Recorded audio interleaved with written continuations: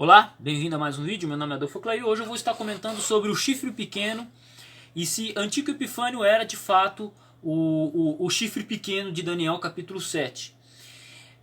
Mas antes de eu iniciar esse tema, eu peço que você curta, compartilhe e se inscreva no canal, tá? Para você estar recebendo, acompanhando os vídeos aí, beleza? Então vamos entrar então no assunto.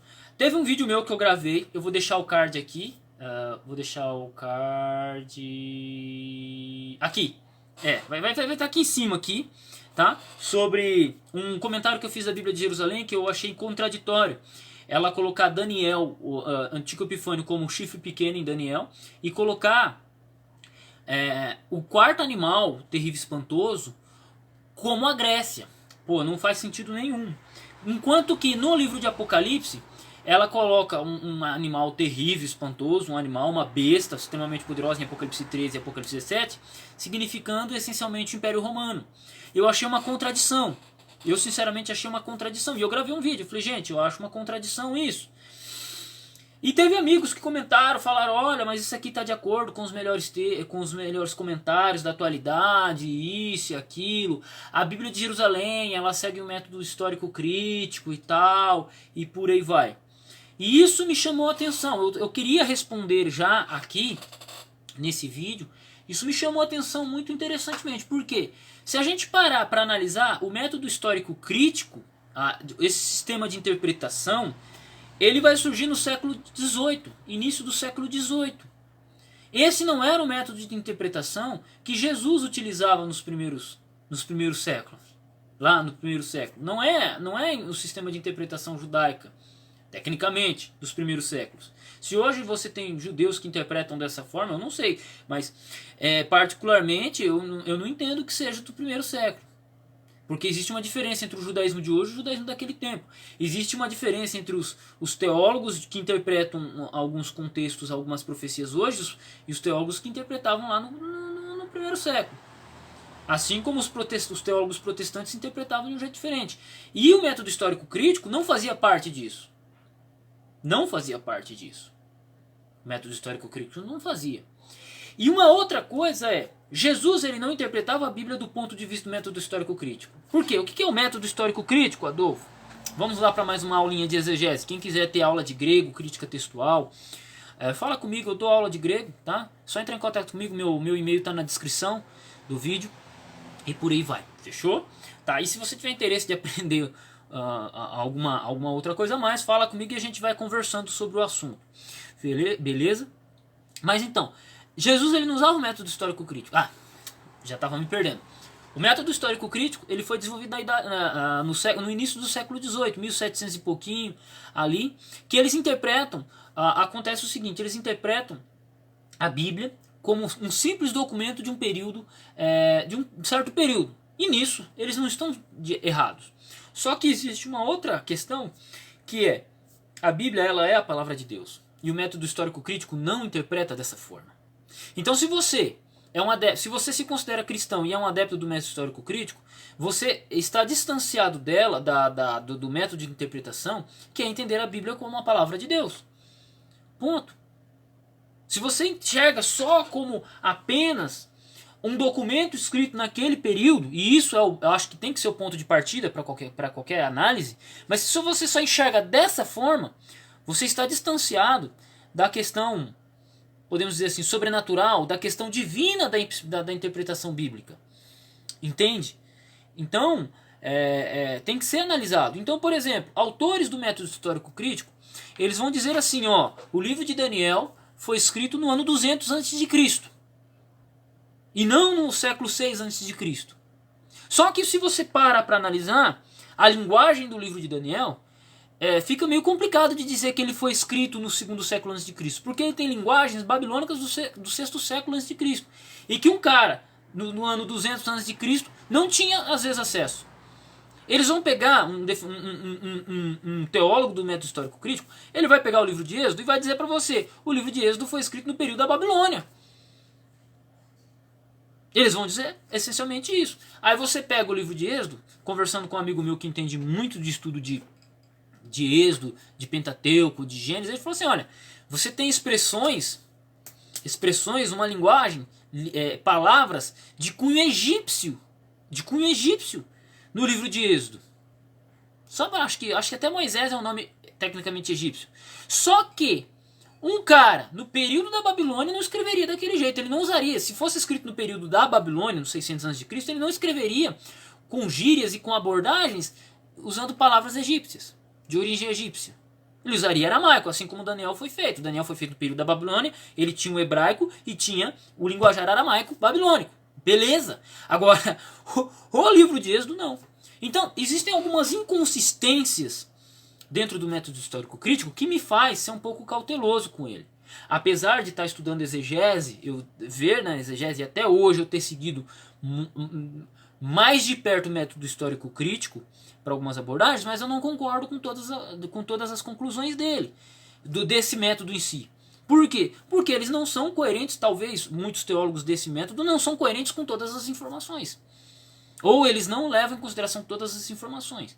Mas se você segue esse método, tranquilo. Mas já saiba que onde que você está metendo o seu pé, se você se considera cristão ou alguém que entende que a Bíblia é a palavra de Deus. Você já sabe onde está metendo o pé. Mas então, voltando ao chifre pequeno, o comentário da Bíblia de Jerusalém que eu vi foi esse, essencialmente. Em Daniel eles colocam o quarto reino, o quarto animal, um animal monstruoso ali com 10 chifres e tal, sendo a Grécia. E no Apocalipse coloca sendo Roma. Eu achei uma tremenda contradição. Só que assim, eles vão dizer assim, ó, e aí você vai ter até cristãos atuais hoje que vão dizer, não, mas o chifre pequeno, por exemplo, o quarto animal, não pode representar Roma, ou o chifre pequeno representa o Antigo Epifânio. E é um erro, porque o Antigo Epifânio ele vem do Império Grego. E se você olha na historiografia, se você olha dentro do segmento do livro de Daniel, os gregos eles vêm antes dos romanos.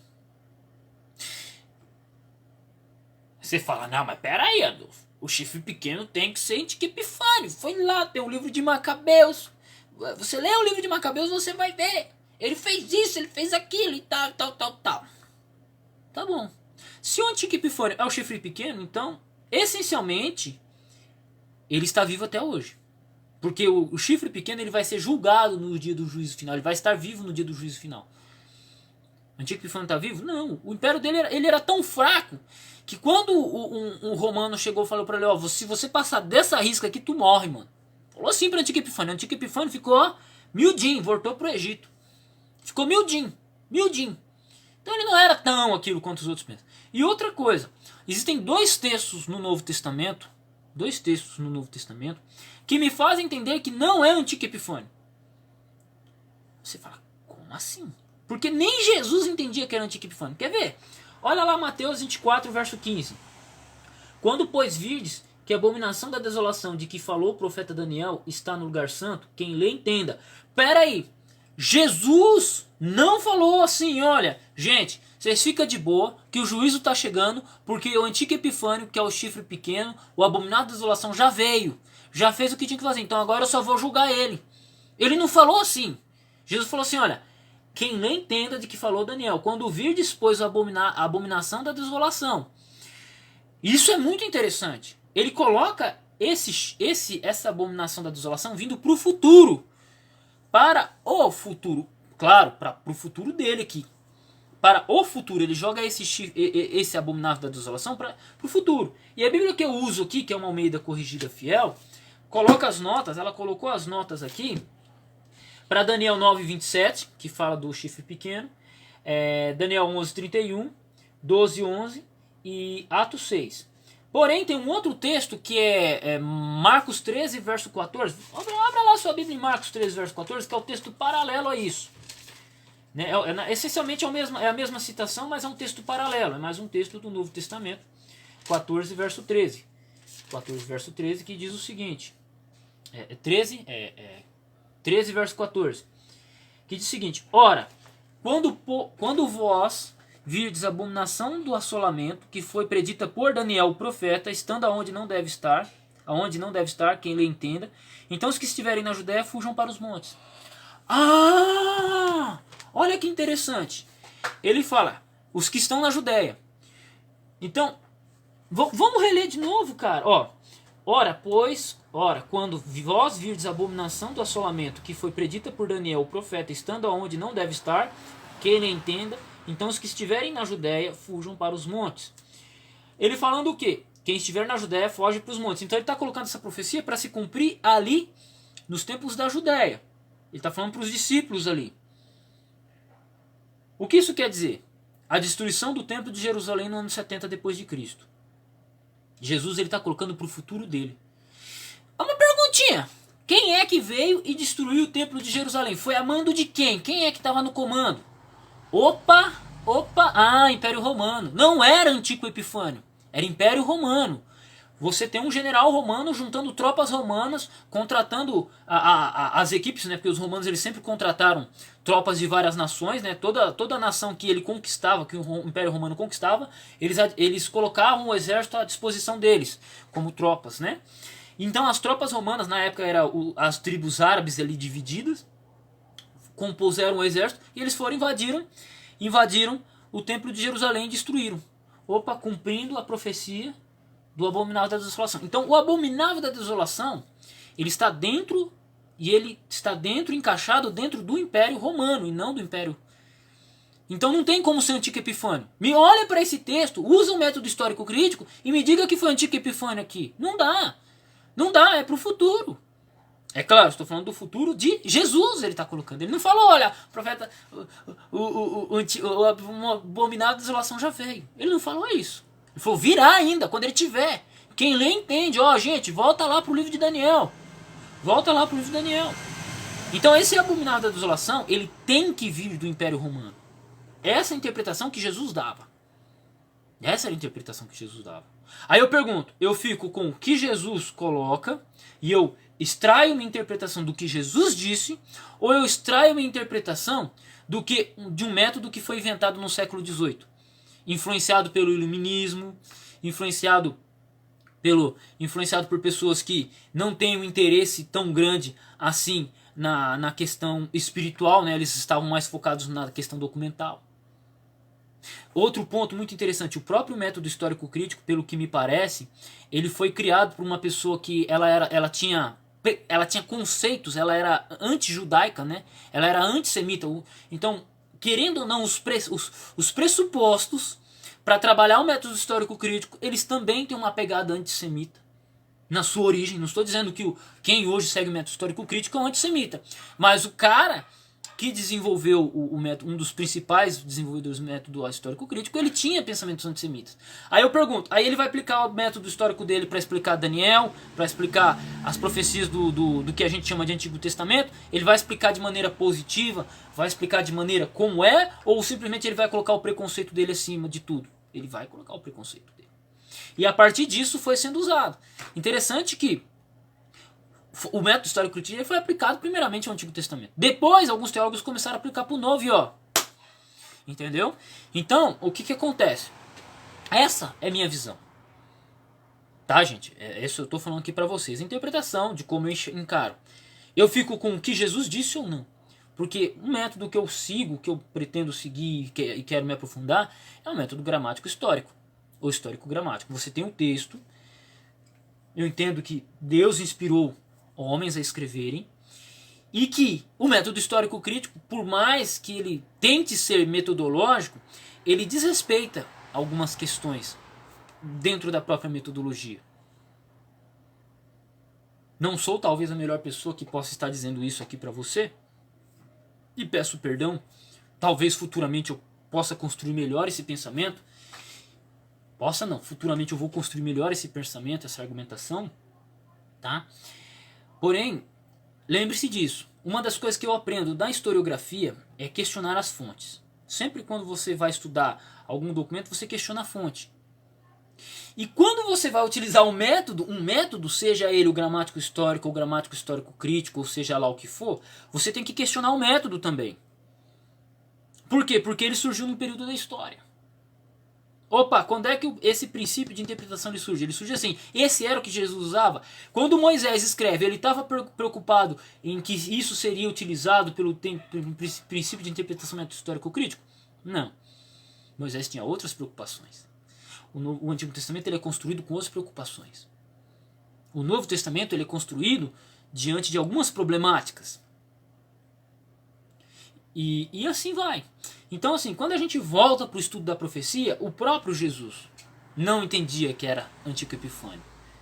Então, como é que um cara no século XXI vai querer aplicar para Antíoco Epifânio? Não dá. Não dá. Sendo que, mas é Antíoco Epifânio, porque no período histórico lá, o livro de Daniel foi escrito no século II a.C. e tal, e ali você encaixa exatamente o chifre pequeno com o Antíoco Epifânio e tal. Mas peraí, mas tem um autor aqui que ele fez um estudo minucioso em Daniel e ele descobriu que a linguagem de Daniel é do período babilônico 6 séculos antes de Cristo, não 2 antes de Cristo. E aí, como é que você faz? Não, mas peraí, o chifre pequeno é Antíoco Epifânio mesmo. O método histórico crítico está certo aqui, então tá. E esse autor aqui que utiliza o método histórico crítico, que diz que o livro de Êxodo não foi escrito 1500 anos antes de Cristo. Ele diz que foi escrito no período da Babilônia. E também, na datação deles, eles colocam no período babilônico. E aí, como é que faz? Explica pra mim. Vamos lá, meu irmão. Comece. Não. O chifre pequeno é Antíoco Epifânio. Então me explique por que Jesus fala que o abominável da desolação ainda viria. Me explique, por favor. Me explique. Não vai dar. Não dá. Jesus não entendia assim. Eu fico com o que Jesus entendia ou eu fico com o que você entende? Meu irmão, com todo carinho e respeito, eu, por mais falho que eu seja, por mais limitado que eu esteja nos meus estudos, mas eu ainda fico com Jesus. Deus abençoe seus estudos, Deus abençoe sua vida. Até o próximo vídeo. Se gostou desse vídeo, cara, se você chegou até aqui, muito obrigado. Qualquer coisa, entre em contato comigo, meu telefone está na descrição. Qualquer coisa, tamo aí junto. Eu digo na descrição, meu e-mail está na descrição, meu Facebook está, meu Instagram está. Beleza? Deus abençoe seus estudos, fique com Deus e até o próximo vídeo. Beleza?